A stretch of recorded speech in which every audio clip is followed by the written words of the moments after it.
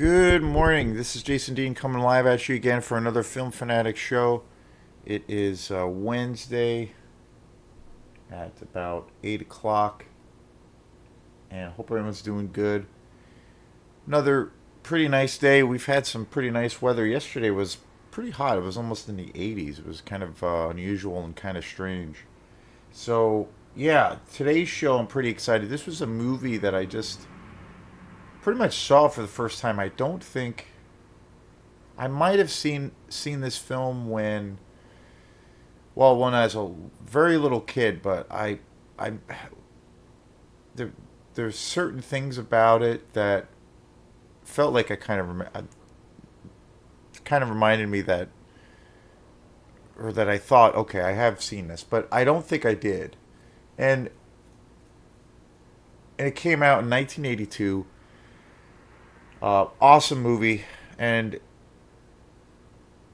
definitely if I did see it when I was a kid, it was literally like watching it for the first time, and it was there were like certain aspects of it where I was like, you know what, I think I have seen this, but which is very well possible. But anyway, I just uploaded before I get into the movie. I just uploaded because I kind of was too excited. I'm not sure why I had said it the way I did, but I uploaded a video today of the amazing concert that I went to on Friday. I got to go see Cannibal Corpse and Mayhem in Worcester, Mass. God, what a kick-ass show it was! And I I recorded the video Saturday when I got up, and for some reason I ended up setting the video as a premiere, and it was set for like a week or so from now. And I had a friend who messaged me saying, "Well, why do we have to wait that long?" I was like, "Why? Why did I do that?" So what I did this morning was I changed the settings and I just uploaded it to to Facebook and to my two pages, my personal page and the Film Fanatic Facebook page, and it's on the YouTube channel now. So check it out. It was God, what an amazing experience it was. Um, and I try to go into detail about the whole experience, and it was just phenomenal. And Mayhem was just incredible. They Overall, what an amazing night of music. But I felt like Mayhem stole the show. They were just on fire, on fire. I think they sound better now than they've ever been. They've been around for so many years, and it's just incredible how just a well-oiled machine they you know that they are now, and the way they perform, and their whole package is just incredible. So check out the video. It was an amazing show, an amazing venue too. It was at the Palladium, where I did see Morbid Angel, and that was just sick as all hell too. But this show was in the big room. There's two different uh, places to see shows in the Palladium. There's the smaller venue that holds about, I think, 600 to 800 people, and then there's the big room, which is a big room which holds a few thousand. And the Mayhem and Cannibal Corpse show was in the big room, and it was sold out. And man, what an awesome show! So please check out that video to get a chance. So super fun times. I would easily go see them at the drop of a dime again. And that being said, Cannibal Corpse was amazing too. They just they brought the you know they brought the heat, and really awesome venue too. I was really impressed. Definitely out of like recent shows, even within the last few years, I think it's probably the best venue to see shows. It's just amazing, and especially metal shows. It had been years since I've gone to any metal shows, so it was a really great kind of welcoming back for me personally. So please check it out. Um, so today's show, like I said, is on this fabulous movie that when I watched it a couple of nights ago, and I kind of lost. It got lost in the shuffle. I was gonna usually when I watch these movies, or what I have been doing, because I've been going through all of the movies I bought. About 2 weeks ago, I went to a big giant sale that they had at Opera House Video. Got a ton of movies. Literally got a box full of movies. And then that same day, I went to Blue Moose Music, so I got a ton of movies. So I've been working my way through all of the movies. I've been watching. I usually watch one a night, maybe two, but usually one a night, and it's been awesome. And I usually have been doing the reviews or recording the videos the day or the morning after I see the movies. But I have been seeing a lot of new movies, mostly like again movies I haven't seen before. So and somehow this movie got lost in the shuffle. But then I realized, oh, I gotta do a show on this one because this is great. And lately, I've been doing all the movies I've been watching in this big compilation, this horror compilation, and I got. Uh, it's basically a real generic cover, but it's got like 15 movies on it, and it's awesome. It's got a lot of old school, like super old school horror exploitation movies from like the mid to late 60s and 70s and 80s. It's just a lot of these movies are just amazing, and most of the films on here I've never seen before, and so I'm really excited by in the future when I go shopping, especially to Bull Moose. Definitely, some of these titles I'm gonna be looking for on Blu-ray. Because this is it's a 2 disc set. It's nothing special package wise. It's got 2 discs, but there's movies on both sides, and it's really good. But the actual quality is not very good. It's kind of second grade or third grade DVD quality. It's like burnt from from VHS probably onto disc, and it's not. So the quality's not good. It's not terrible. I do have some other horror combo packs that are similar to this one that are actually worse. But the thing that sealed the deal for me as to why I bought it was the titles of this that are on here. A lot of them I've never seen before, and most of the films on here, about 90% of the films on here, are all part of my favorite genre, and that's the horror exploitation world. There's something about it that's just can't beat it. Just can't beat it. Just the grittiness, the rawness, the sleaziness, just the low budget nature, just awesome. So today's show is on this incredible movie that I just watched a couple of nights ago, and that is called Blood Tide. It came out in 1982. What an awesome movie! Super awesome. The cast for this film is just incredible. James Earl Jones, Darth Vader himself is in this movie. He's super young. This came out 1982. Jose Ferrara, an amazing actor, a legend in Hollywood, also is in this. Mary Louise Weller is also in this film. Really, really good cast. Linda Cornell, Lila Kudrova, and Deborah Shelton. This film was directed by Richard Jefferies, who is a British horror film director.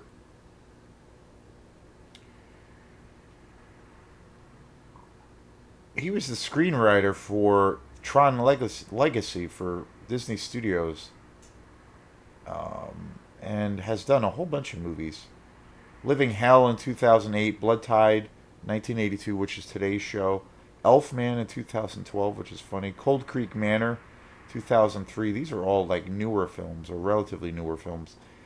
The Vagrant 1992, Scarecrows in 98, Man of the House 1995, which was a comedy with Chevy Chase, which is pretty funny. Um, yeah, really interesting.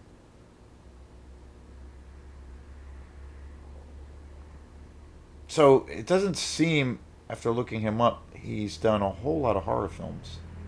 Um, and Tron Legacy okay movie. It was kind of, well, it came out a few years back now, but they tried to make it into like a more modern, or basically it's a sequel to Tron, and he apparently wrote the screenplay for that, which is crazy. Not a whole lot of horror films under his to his credit, but this movie is pretty phenomenal. The whole premise of this movie is very cool too. It's basically centered on this. It takes place in Greece, and it's centered on this character played by, I believe, James Earl Jones, who's like a treasure hunter, and he accidentally sets this monster free, and the local villagers are forced to sacrifice people to appease this demon god. And it has, the thing that I really love about this film is, well, it's from 1982, which is, just an amazing decade for a lot of these horror slasher films. I love it's super low budget. It's pretty cheesy. Some of the acting is terrible, but again, the cast, like I said, for this film is really amazing. Um, and it's super campy. It's definitely an exploitation movie. I would definitely put it in that category. Um, the practical effects are kind of awesome. It has the thing that I love about this film is it's centered on this, basically this demon that dwells in the ocean, and it and when in the kind of when the story is slowly developing, these people go missing and they find these body parts. The people who are searching to find, who are the police and whatnot, the people who are looking for these people who are disappearing. Initially, they the people who are investigating this, the police and whatnot, are believing that it's a like these are shark attacks. But then this, as a story opens up more and more, you realize there's like this more and more of a supernatural uh, storyline, and that it's actually this demon that is attacking and killing uh, all of these people. And the thing that I love about this film is it does have a like a Lovecraft vibe. It definitely has kind of that production or that aesthetic. With some classic kind of Lovecraftian vibes. With a lot of the wonderful things that Lovecraft, kind of introduced to the world. Dagon for one is like this island that is inhabited by these creatures that are like half human and half fish. And of course, the most famous being the Call of Cthulhu. A lot of the themes and a lot of his stories are around these monsters or demons that kind of dwell in watery landscapes, the ocean. And this has that kind of vibe to it, which I'm a huge fan of. So that was like one of the things that came to mind at first. So very very cool. The kills are great. It's and again, when I started to watch this film, I was like, there's certain things about it that I thought, okay, maybe I did see this, and that could be very well true, could be very true.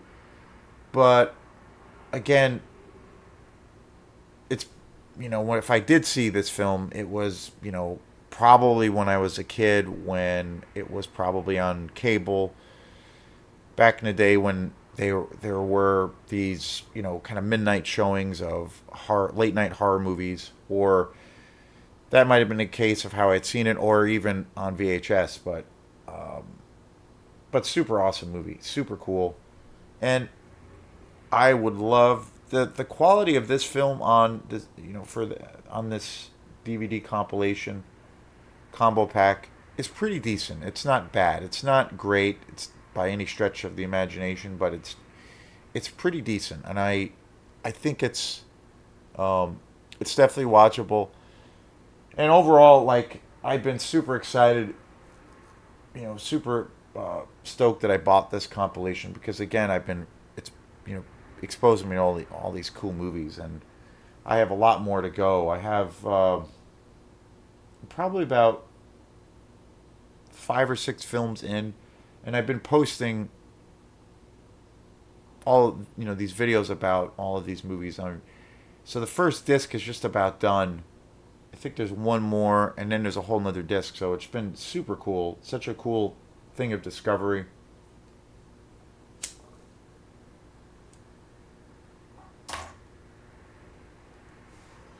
And again, it's these are all films that are in my, all a part of my favorite genre, and that is the horror exploitation world. Super cool, super duper cool. So you just can't beat it.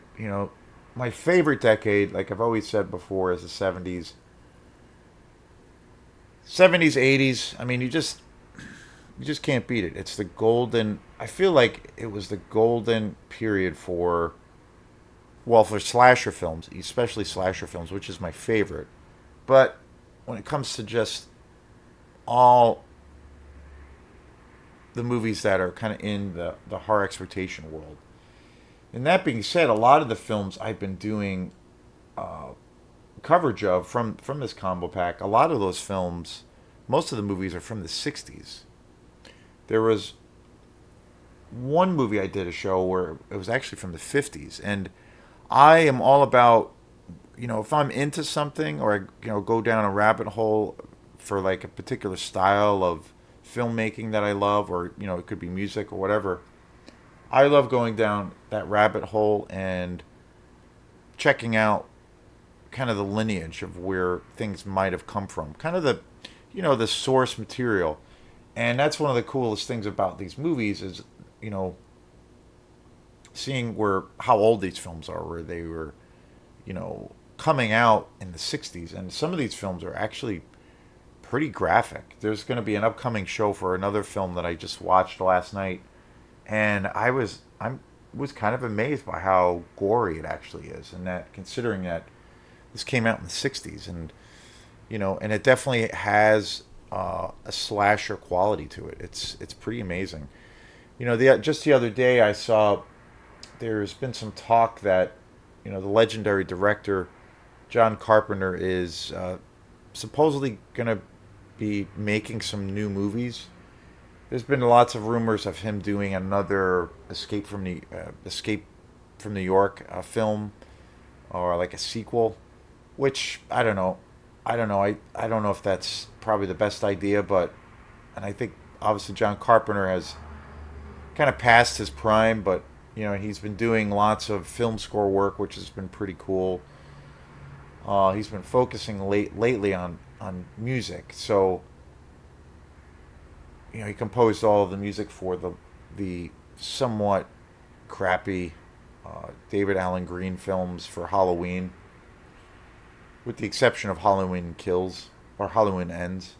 Um, but there's been some talk of him like directing again, and I saw a little post about it. But also in the post they were saying on how he's like, they were referring to him as being, the godfather of the slasher genre, and I think without a doubt, I mean Halloween and some of the films he's done, especially Halloween.